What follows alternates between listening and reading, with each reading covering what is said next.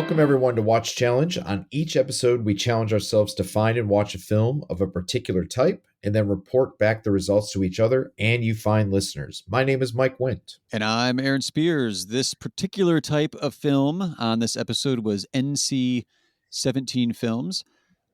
I usually write a note, Mike, but I forgot what brought this topic to mind for you at the end of the last episode. Well, from what I've heard, the Babylon, which I'm a big fan of, and I know you just got to see, Yes, was rumored to have had to have been cut a couple times in order to get an R rating. So it did receive or at least it was about to receive the infamous NC-17 slap, is gotcha. what you call it.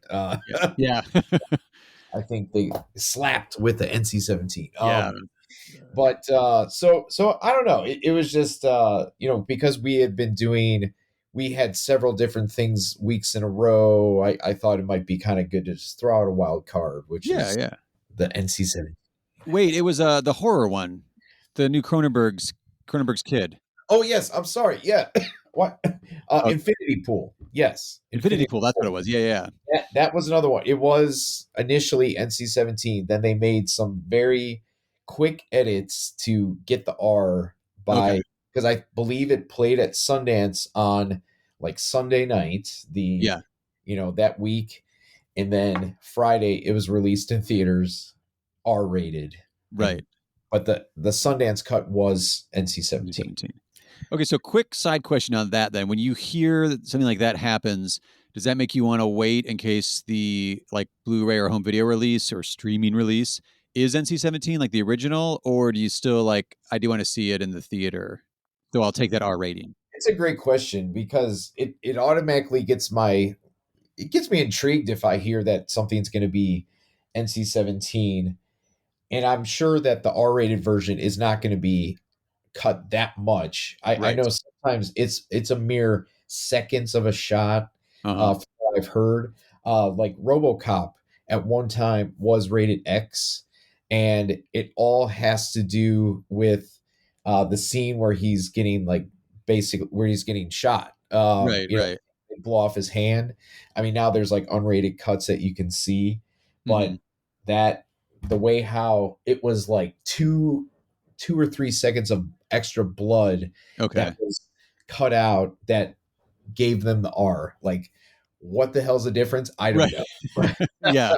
We need 4 frames taken off, and then I'm like, what, really? But I've heard the same thing happen with a lot of the Friday the 13th movies in the 80s as well.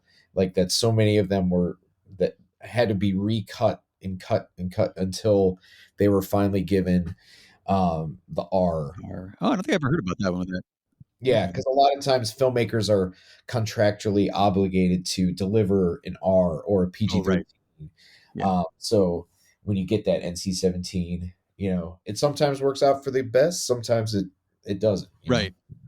Well, it's true too, because it also, like you said, you get slapped with that NC-17, and it's another way to say that would be the kiss of death at the box office, because which seems weird to me because we'll get into the kind of rating system in a second, but it is the kiss of death because you're not going to be able to get kids in to see the movie, but they shouldn't be able to get in to see R-rated movies either if the also children, teens running the box office are doing their job.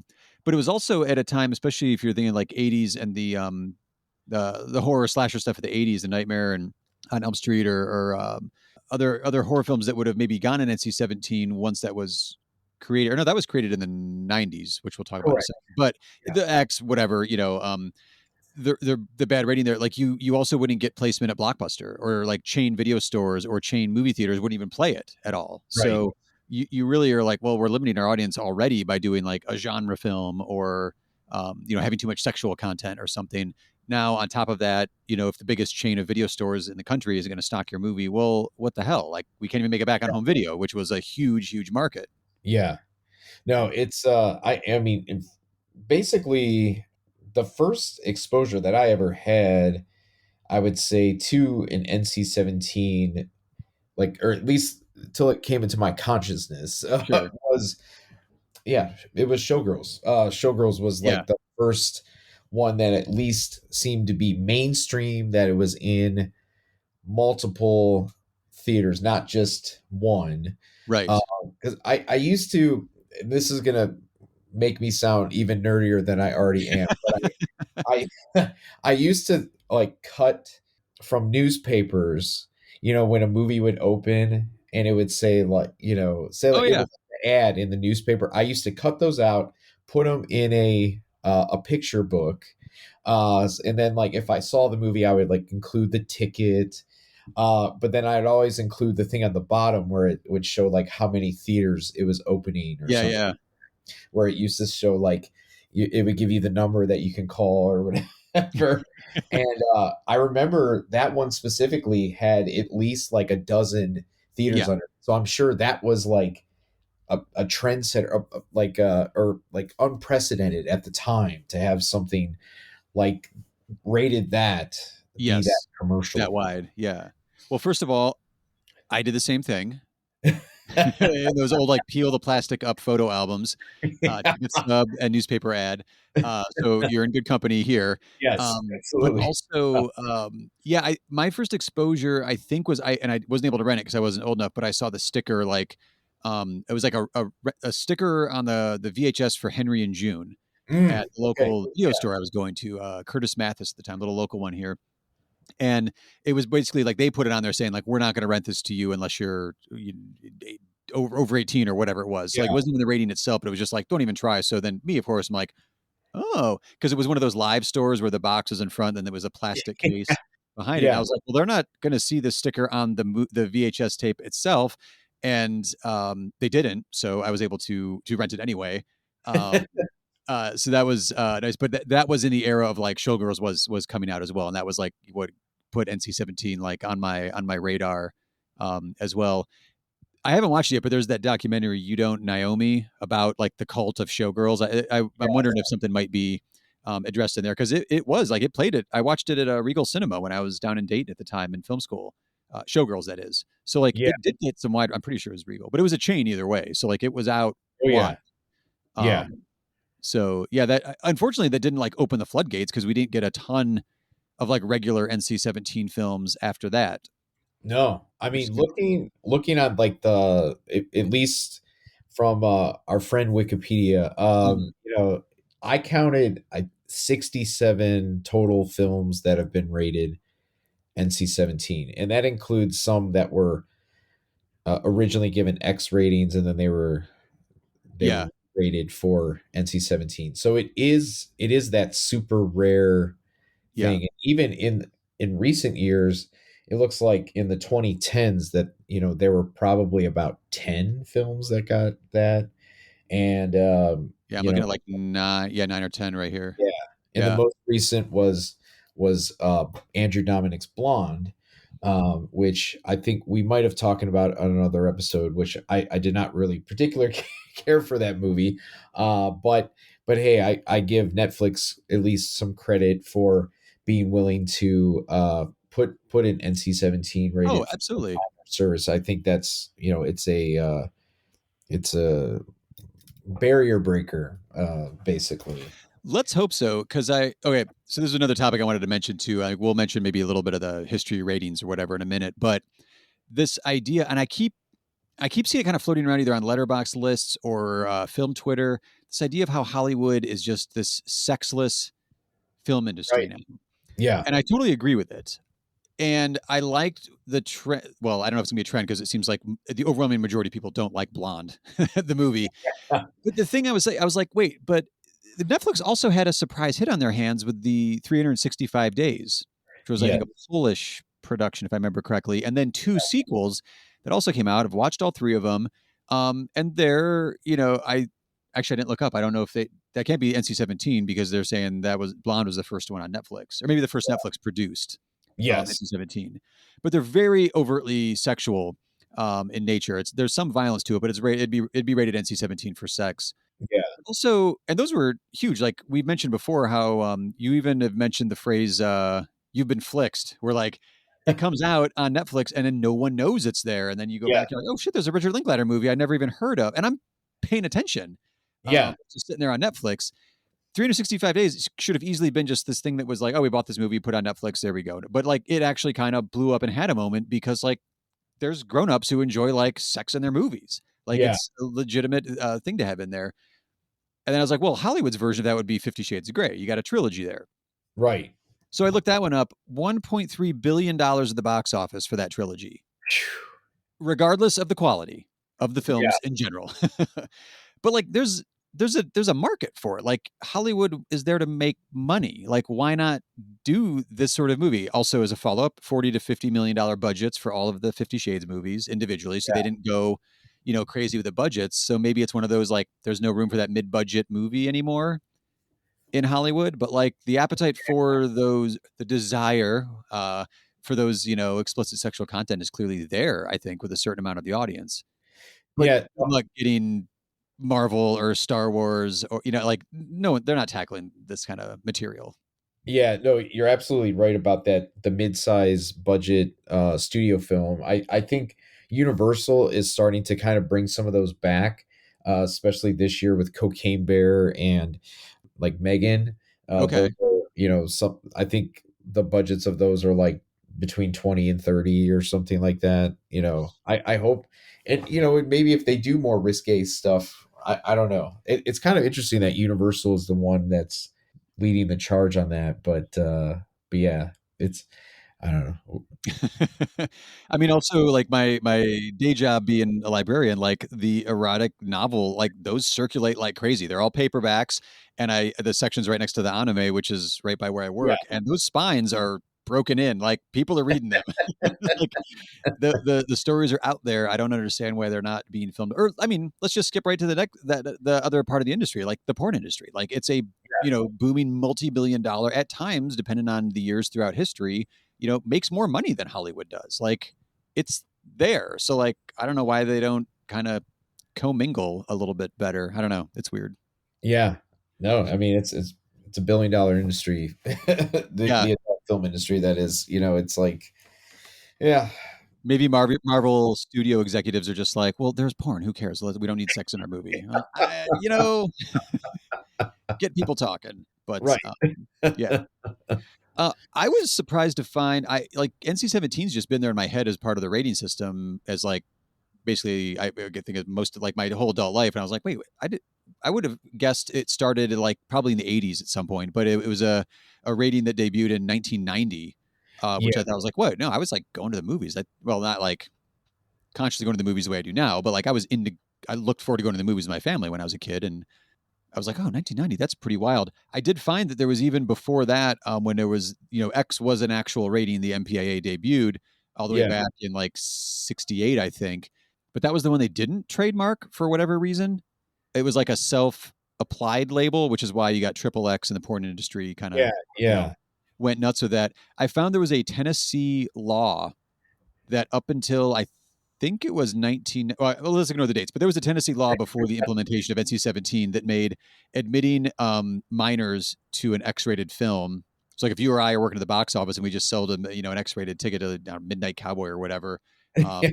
it was a misdemeanor. Like it was like the law Oh, would get involved. And I was like, whoa, okay, well, that's, I don't know, weird. yeah, But yeah, it's only been around since 1990. And at that point, too, it was NC-17, meaning you could be 17 and older and still see it. And then they tweaked it a little bit. I think it was like mid to late 90s, or it was like, no, it's no children 17 and under. So you have to be this 18 plus yeah, age, which is like, oh, all right, well, that's kind of interesting. Yeah, the history of ratings is really, really odd. Where like the PG rating originally when it debuted was M for mature, which you're like, that doesn't sound like right, PG. right. Kind of Now, weird.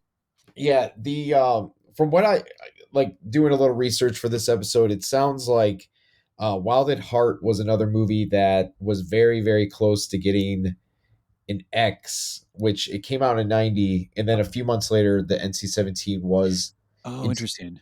So Okay. I don't know if Wild at Heart is the one that kind of got them to like reconfigure, Right. because obviously a lot of us obviously know that the PG-13 was introduced after the heart scene in Indiana Jones and the Temple of Doom. Yeah.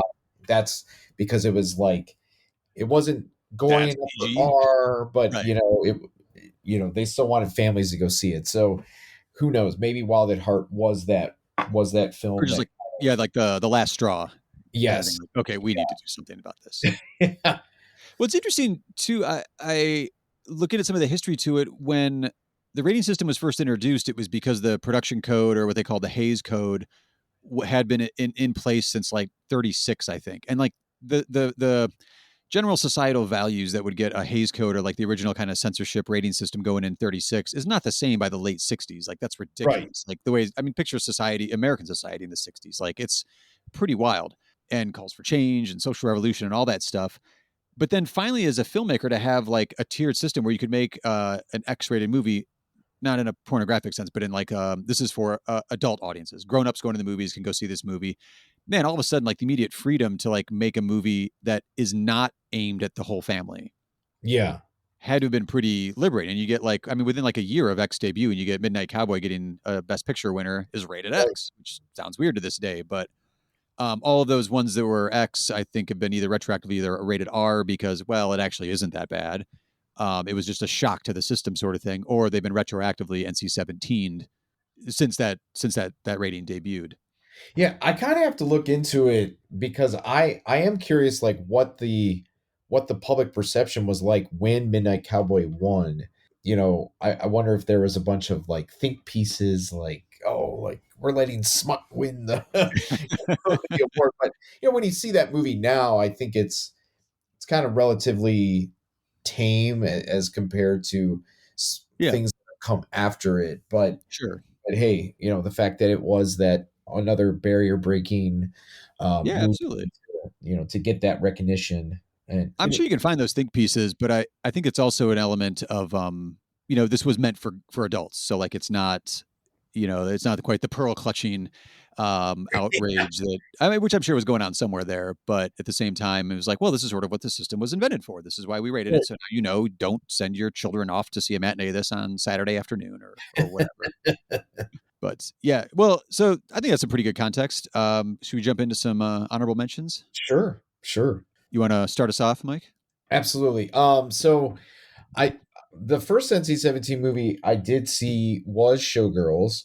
I was able to get a copy at my local video store. Mm. Even though I was like 12-ish. Yeah, um, which was not a blockbuster. right. But then 2 or 3 years later, one came out that I really enjoy. I watch this usually like once a year. It's Orgasmo. Oh, Uh, really? from Trey Parker and Matt Stone, who created South Park, and it's basically about this young Mormon missionary who ends up working in the porn industry, Mhm. and it has some really funny moments. It has like some songs that sometimes I'll Oh, listen to. yeah. It's Oh, yeah, I forgot about some of those songs. Yeah, that's right. I think the song's like Now You're a Man, which is sometimes one of my karaoke jams. I'm not gonna Oh, nice, nice. But obviously I believe this was created before they got South Park, but obviously put them on the map, and they have to be close to billionaires if they're not, or at least very high multimillionaires. Yeah. But that was one. It's like I remember getting a copy of it, and I had to kind of hide from my parents to watch it like in my room. But maybe that one is like somewhat tame-ish for NC. I mean, it did push certain taboos, but Yeah. it's not probably as explicit as most NC-17 movies Yeah, are. I wonder if that was, like, resubmitted now, if it would get, like, an R or something. Probably, and I'm Yeah. I'm I'm pretty sure, like, the copies that you bought, like, if you go on Amazon, it probably says R unrated. Oh, right, right. A lot of I think there's a lot of movies that skirt that. Like, another one that came out recent, Killer Joe, for example, Yeah. The William Friedkin movie. I think it's now if you get it on physical media, it's just called unrated. But Okay. it was NC-17 when I saw it at the Capitol Theater. Yeah, yeah. One question on Orgasmo. Did you watch it on VHS or DVD? VHS. What color was the VHS tape? Was it one of those like red or orange ones? I'm pretty sure it was not Standard. colored. I think it was Okay. just yeah, it's just black. Yeah. The video store I worked at had the, the adult section with the curtain and everything. And you Yes. could tell because it wasn't a live store. They brought the box to the counter and then we'd go get the actual copy. And you could see behind the counter, like which it was either a Nickelodeon, sprinkled into the kids Sure. section, or there was one wall where it was just like all, red and orange and green. You're like, well, that's the porn section over there. You could just sort of tell. And so, they're making a movie, a satire of the porn industry with some Mormons. I thought, oh, that'd be kind of clever if they got a Right. color. Well, they again, like you said, they were kind of up and comers at the time. It wasn't, they didn't have the power of South Park, like years and years of Yeah. South Park behind them at that time. But How interesting. about you? So, kind of in a curiosity way, I was trying to track down a movie, and I don't know if I would have ended up enjoying it or not, but I was really trying to track down an Andrew Dice Clay special called Dice Rules. I've never seen it, and I've listened to maybe like a CD of his way back when CDs were still a thing, and it wasn't my kind of stand-up comedy. But the fact you could have a stand-up comedy, like a concert film, basically, then rated NC-17 for words. I mean, unless he whips it out on stage, which I don't think he does. But I was like, man, it's words, and it got him an NC-17. I really want to see this, so I'm still hunting that one down. But I just wanted to shout Yeah. out that it was like, there's a stand-up comedy special that's NC-17. That's wild, and now Yeah. I really need to track that down. Dirty shit in it. But I went with one. I entirely stayed within like the sexual realm of NC-17. I didn't go into Sure. like horror, like Infinity Pool, or I know there's like some of the new French Extremity movies are very, NC-17 for horror. I stayed within like, because I think sexually explicit material is also Yeah. harshly graded by the MPAA, and I want to be like, am I even going to be shocked by anything that's in these movies? One I did really, really enjoy though, and I think this could have been like a trendsetter sort of thing, is Ang Lee's Lust Caution Mhm, mhm. from 2007. Good I'd one. been working at the art house theater for maybe a year or two I think about a year at the time. And I was like, oh, sweet. The new Ang Lee movie's coming out. And it was, it's set in like, from like the late 30s to the early 40s. And like, I think it's Hong Kong and Shanghai, kind of telling the story of like a student movement who's trying to infiltrate and kill this like, oppressive political leader or whatever. But yeah, it's Ang Lee. You got Tony Leung in there, Tang Wei, who was, I think, maybe her first role even. But it's a very like piece of like interesting erotic political thriller, I would say.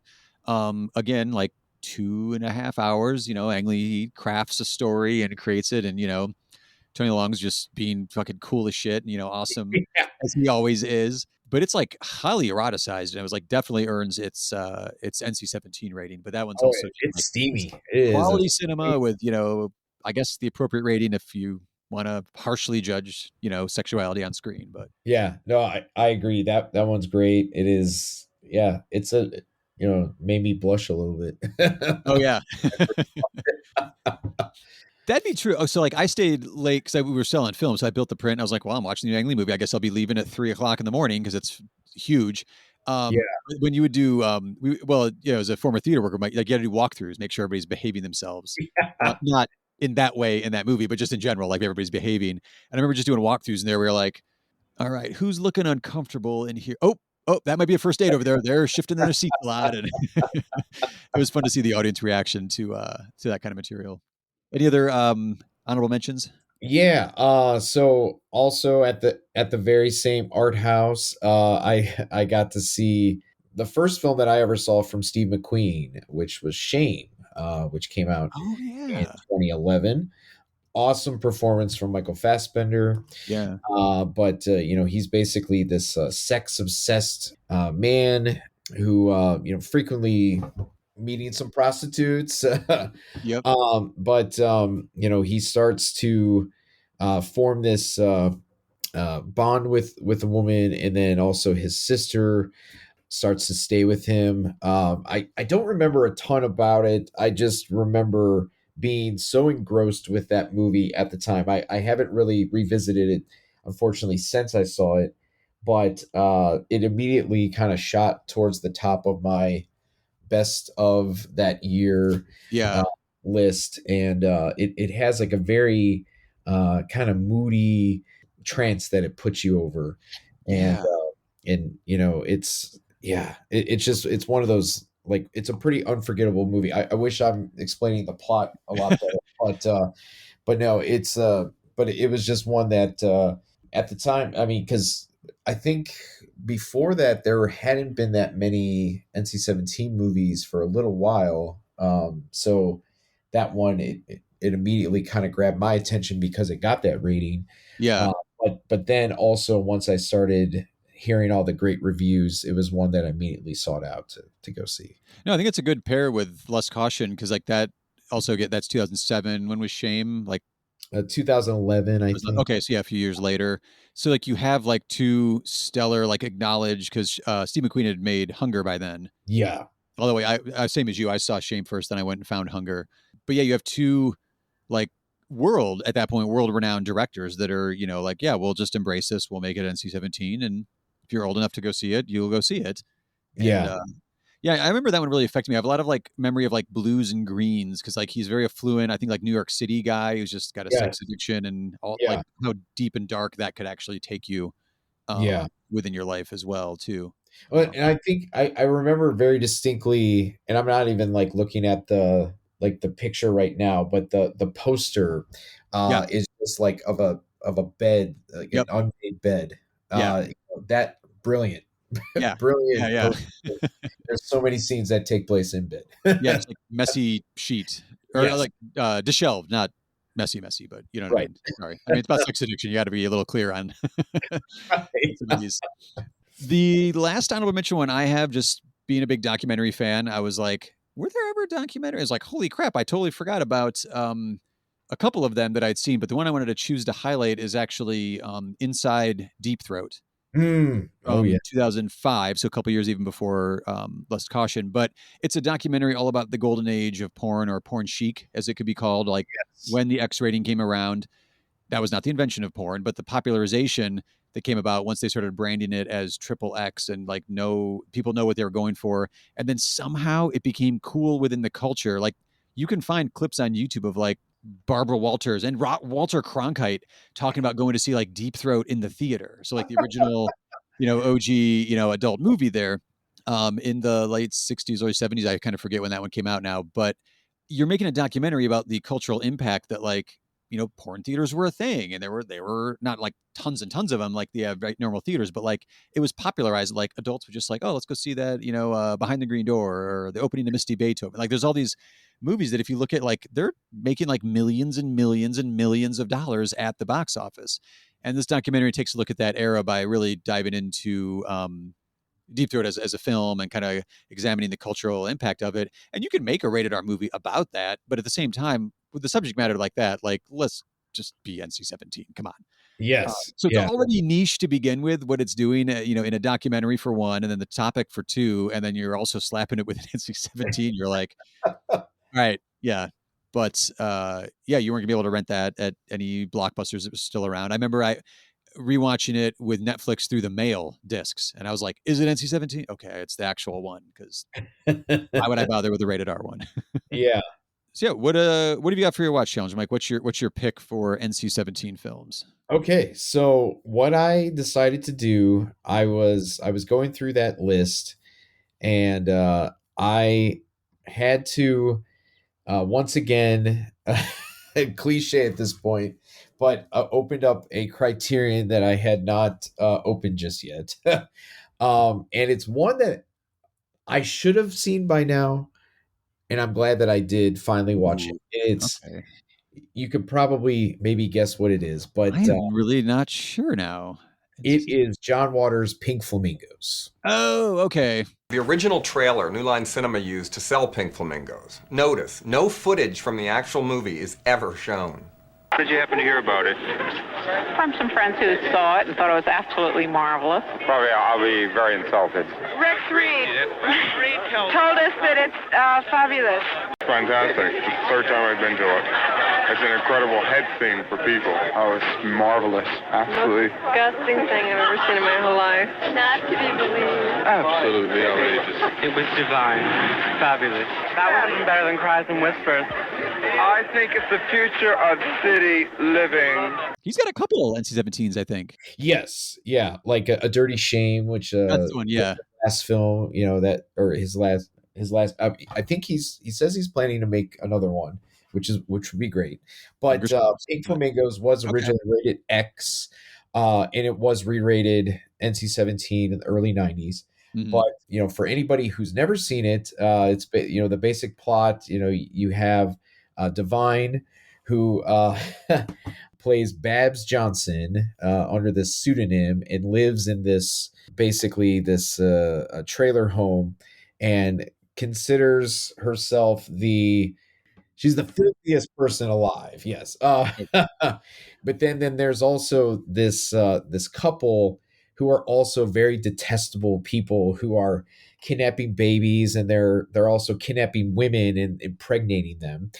And so then it all comes to head, to this final to this confrontation. And there's a lot of very funny lines in the movie. And I was laughing throughout. I know it probably wasn't the point, but at the time, but some of the performances not very good. Like the woman who plays Divine's mom is like so lovable, but she is not a good actress by any stretch of the imagination. And if our friend Dave Huffman's listening to this, I'm sorry. She just was not a good actress. Well, wasn't it also notoriously like he made it for like 20,000? Like it's yes, it's just him and his like whoever you could recruit in the Baltimore area to like make this thing. So like you're not getting cream of the crop local acting even, right? Right. That's the thing that I really enjoyed about it. And I think, a lot of times when you're watching movies, you just watch it objectively of what's happening on the screen. But I just picture this whole like groundswell of, young professionals at that time who were just rallying around this guy who had an idea in a camera. Yeah. And there's something so endearing about that. And scrappy. And I could see why it was a huge like midnight hit, back in the day, where people were just going back and, to see it just because of some of the things that happen, especially at the very last thing in the movie is, a very disgusting but memorable scene. Featuring Divine. And obviously, and Divine is like clearly the standout in this movie. Of course, I mean, it's centered around Divine, but Divine was such a great actor. Like just so many, the way her delivery and everything is just so awesome. So I'm glad that I finally took this plunge, because it came out in a nice set that they put out last year. Mm-hmm. I think they put it out in coinciding with like Pride Month or something like that. And, so I think now almost all of John Waters' films are in the Criterion. I think the only one that hasn't is A Dirty Shame and Pecker. Okay. Maybe the ones that are owned by Warner Brothers. Eventually they'll probably all. Oh, yeah. But anyway, it's I'm glad that I finally got this one, because I've seen almost all his other movies, but for that one, for a long time, wasn't really readily available on DVD. Right. It very rarely streams or is shown on TV anywhere as well. So yes, Pink Flamingos. I'm glad it's finally off my watch list. What year did you say again? Was it 72? 72. Okay. So also very early in the rating system, just period, kind of like what we're talking about. Like, so the freedom to like, you can make this also that time period. Luckily you have like handheld cameras are a little bit easier to work with. So yeah, you got John Waters now, find somebody like Divine, like, oh, you're clearly a star. Like, okay, we could do something with this. Yeah. And it's the definition of like regional filmmaking at that point too. Yes. Which is awesome. But I was gonna say ratings wise too, I believe that's the same year as Last Tango in Paris. Yes. So you've got kind of an interesting like flourishing of like, oh, let's push some boundaries. And so maybe the lack of it nowadays is like what boundaries are left to push in a modern era. I don't know. I'm sure Yeah. John Waters, if he makes one more movie, please push some boundaries. I want to see what you can do. I mean, at the same time, though, you could push boundaries and you could end up also, I think, with an NC-17 rating, like something like a Serbian film, Yes. which Oh, is like, in my opinion, would be boundaries I didn't need pushed. And Right. I am slightly scarred because I've seen that movie. yeah. But Yeah. Not ready to revisit that one anytime soon. I will never be revisiting that one. But I did think of it as I was flipping through here. And I was just like, I'm not even going to be honorable mention that. If anything else, I want to just deride that movie for being awful. Although, like you did, I went with a 70s movie. Excellent. And so technically, it is a retroactively rated NC-17. And again, since I was specifically looking at more of like the sexual angle of getting an NC-17 rating, I went with the movie called The Story of O from 1975. Banned since 1975. She answered only with her initial, O. Submit to the passion. What we have to do is get tears out of her. Submit to the pleasure. You remain constantly at the disposition of anyone who wishes to use you, any way he wants, whenever he wants. Submit to the story of O. So this is I have to look up the production here. I forget. It was like France. It's France, Canada, and West Germany because it was 1975. The name that people would probably recognize, well, let's say, so it was a book published in 54.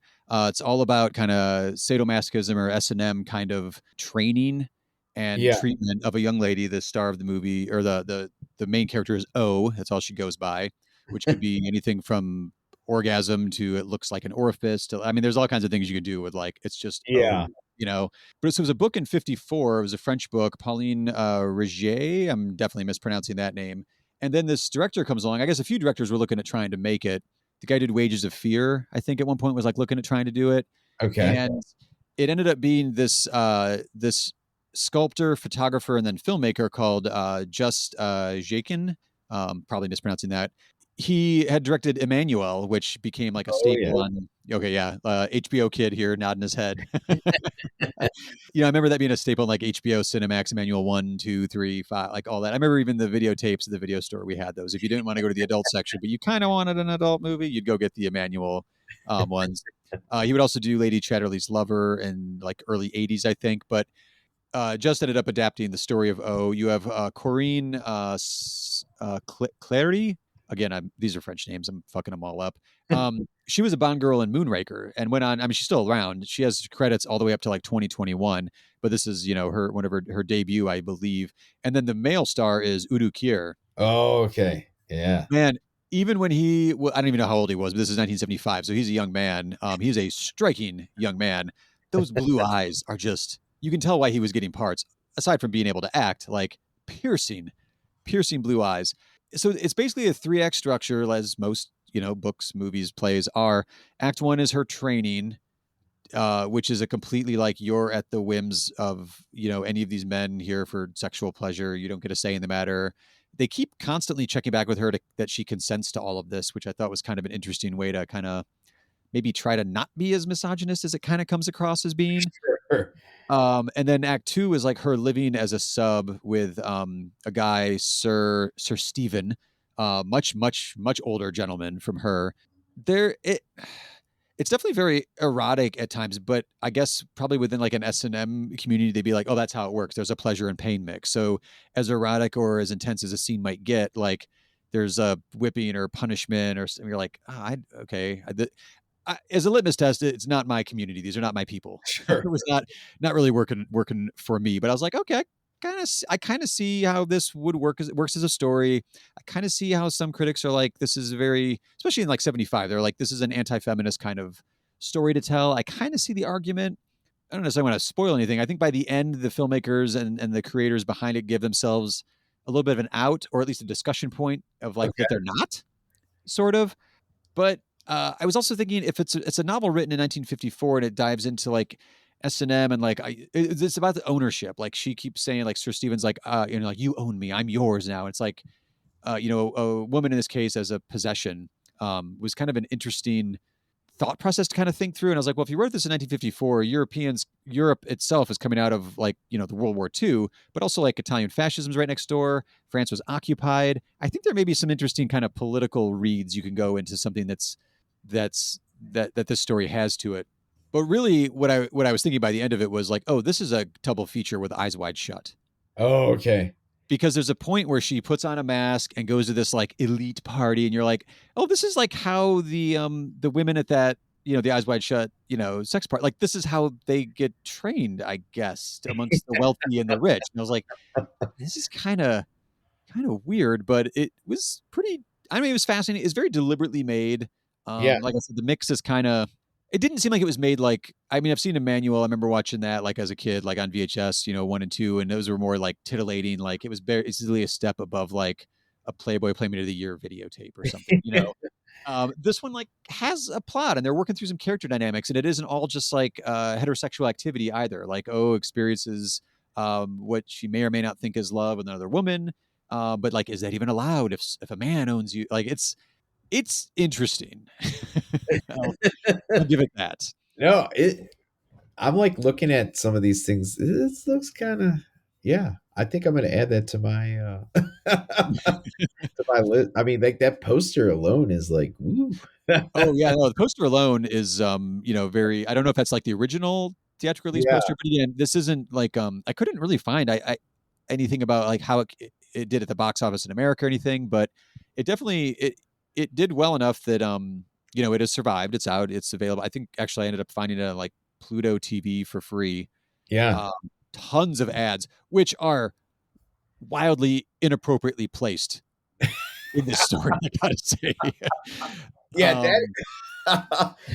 one of these days we could probably have a ranking of all the streaming services. Now, Pluto is good, but you're right. There is like there was one channel in particular, we're like my wife and I were going through seasons of something, and then it's like the scene's going along and it just immediately cuts to like there's like no like break. It's just like right.